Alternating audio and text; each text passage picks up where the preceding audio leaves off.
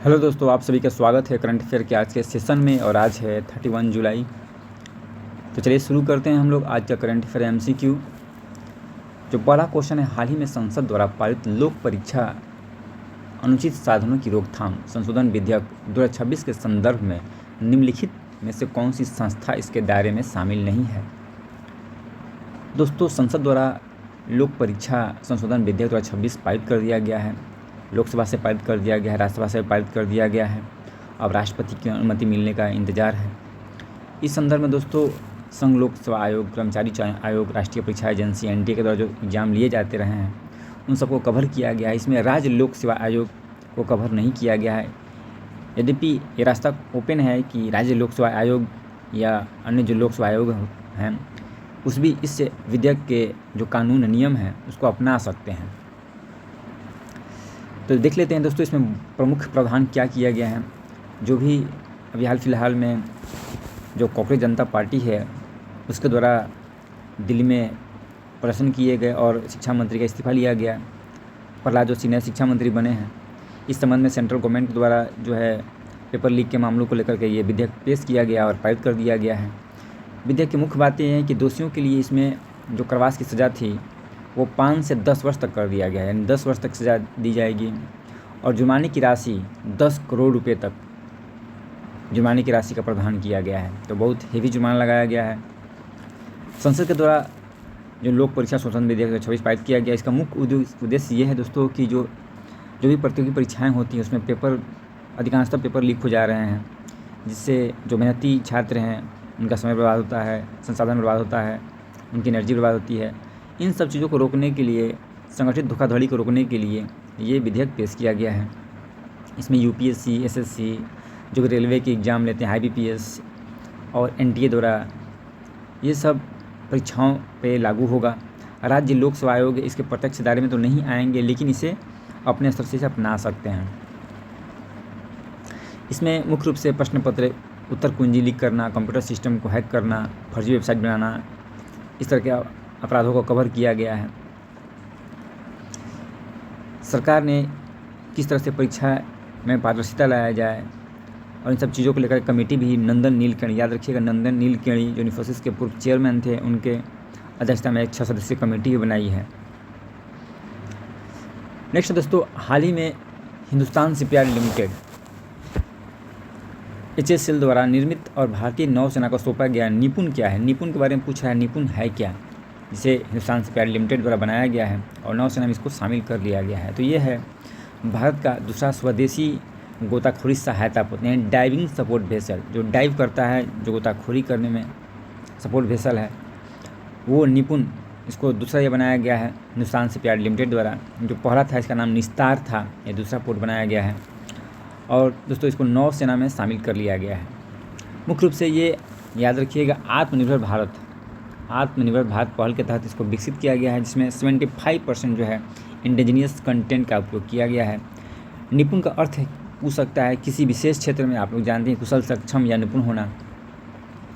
ये deep sea diving vessel है जो मुख्य रूप से जो अंडर वाटर समुद्र के में बचाव अभियानों में और उसके गोताखोरी करने में, इन सब चीज़ों के लिए इसको डिज़ाइन किया गया है। संसाधनों की खोज करने में डीप सर्वेलेंस रेस्क्यू व्हीकल के रूप में इसका इस्तेमाल किया जाएगा।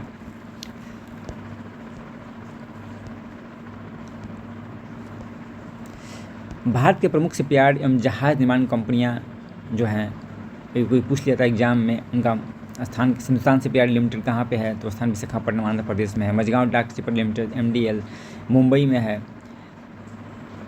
इसे ship builders to the nation भी कहा जाता है। Garden with ship builders and engineers, GRAC, इसका फुल फॉर्म भी पूछ सकता है। कोलकाता पश्चिम बंगाल में स्थित है। कोचिन शिपयार्ड लिमिटेड कोची केरल में स्थित है। तो ये बस एक GS के दृष्टिकोण से मैंने ये बता दिया।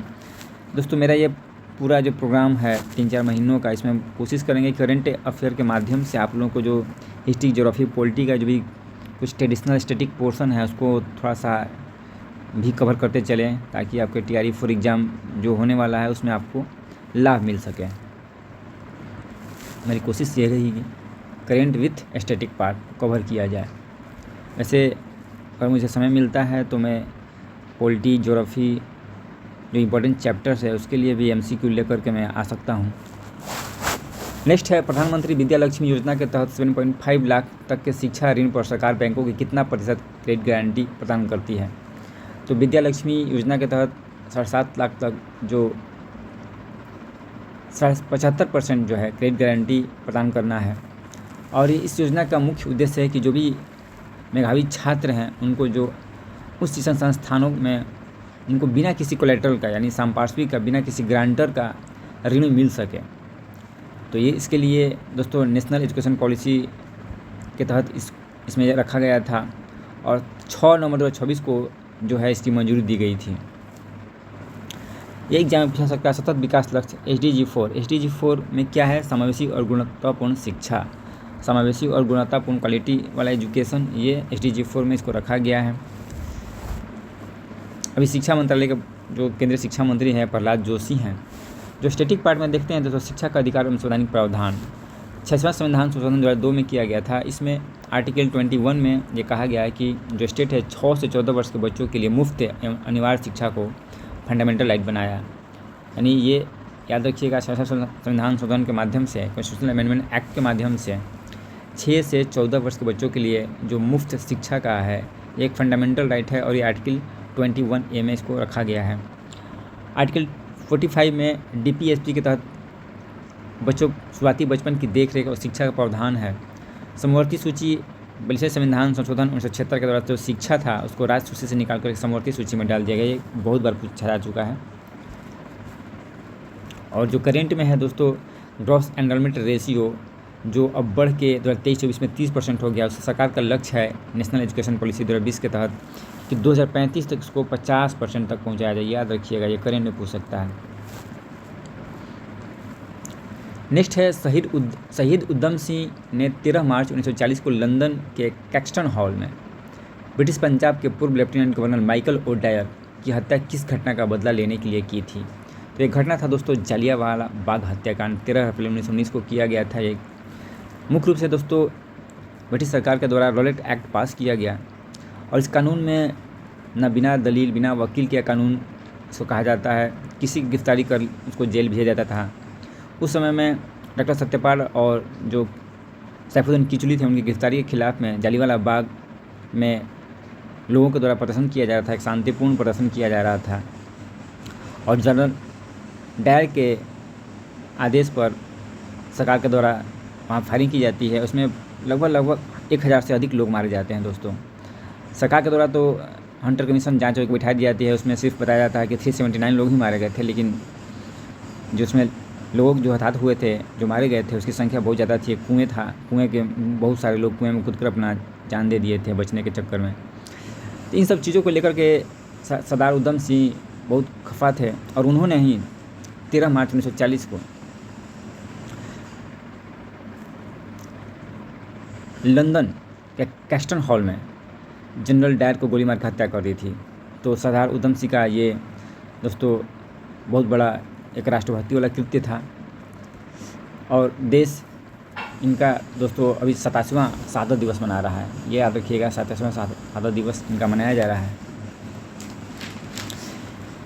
गदर पार्टी 1913 में अमेरिका में इसका स्थापना किया गया था सैन फ्रांसिस्को में और इसके प्रमुख नेता थे लाला हरदयाल, सोहन सिंह भाकना और भाई परमानंद। याद रखिएगा, Hindustan socialist Republican association HSR ये सब क्रांतिकारी पार्टियां थीं। 1928 में दिल्ली के फिरोजशाह कोटला मैदान में पहले इसका नाम था HRA, उसका पुनर्गठन किया गया 1928 में। इसका फिरोजशाह कोटला जो दिल्ली में है मैदान, वहाँ पर इसका नाम बदल कर रखा गया है Hindustan socialist Republican association.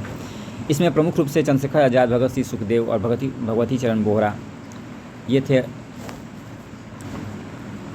Next है संसद द्वारा हाल ही में पारित राष्ट्रीय गौरव अपमान निवारण विधेयक 2026 के तहत राष्ट्रीय गीत वंदे मातरम का अपमान करने पर अधिकतम कितने वर्ष की कारावास की प्रावधान किया गया है।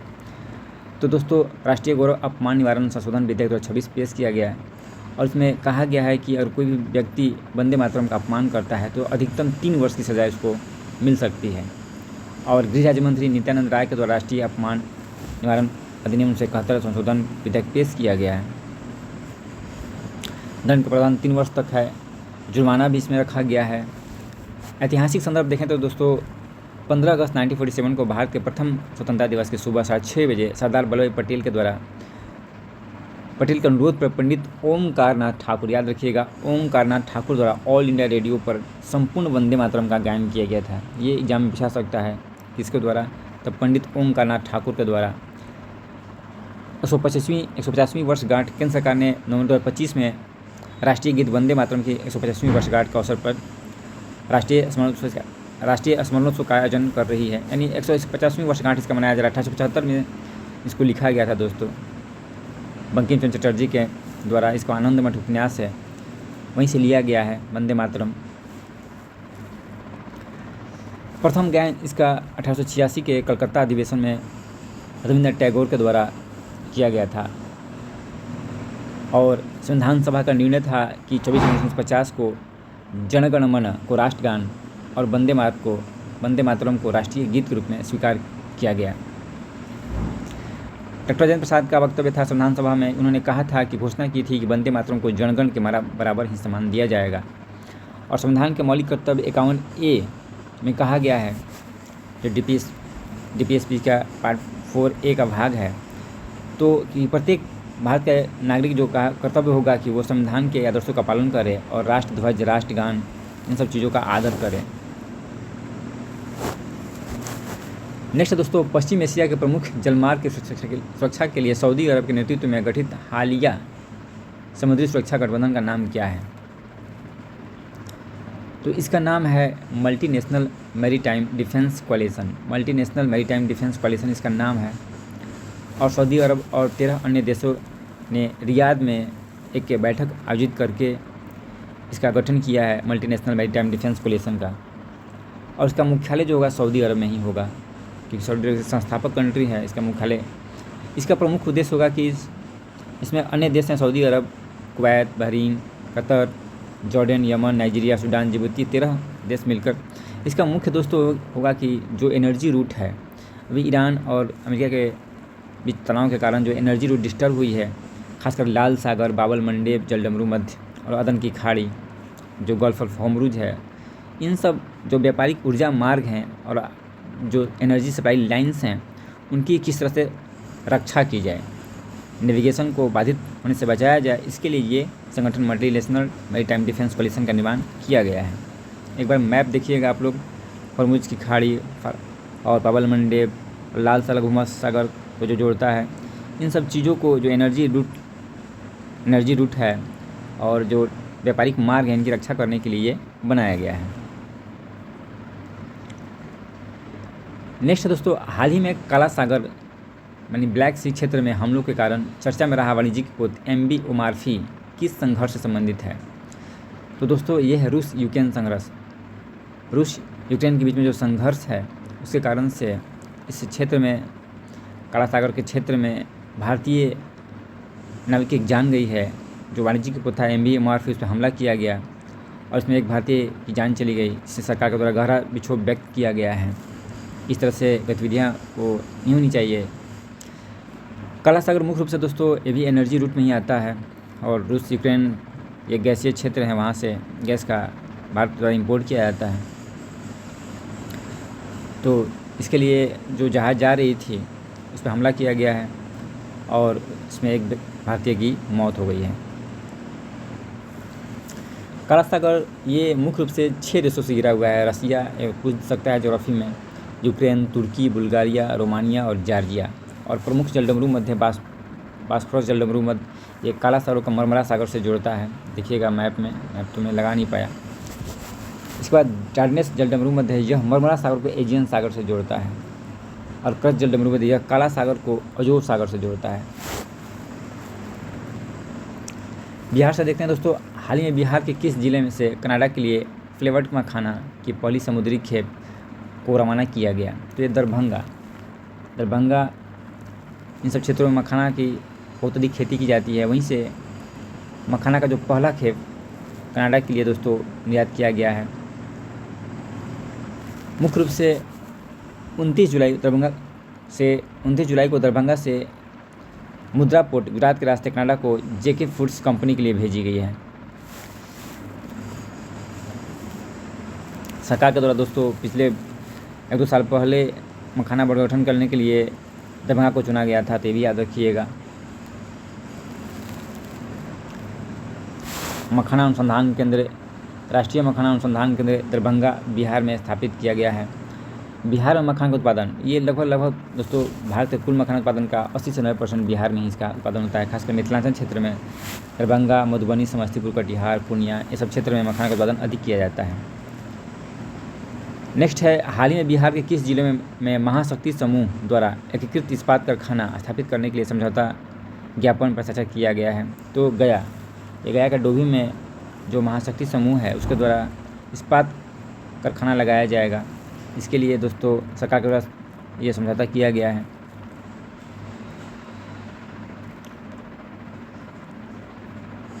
तो दोस्तों आज का इतना ही था। Thank you.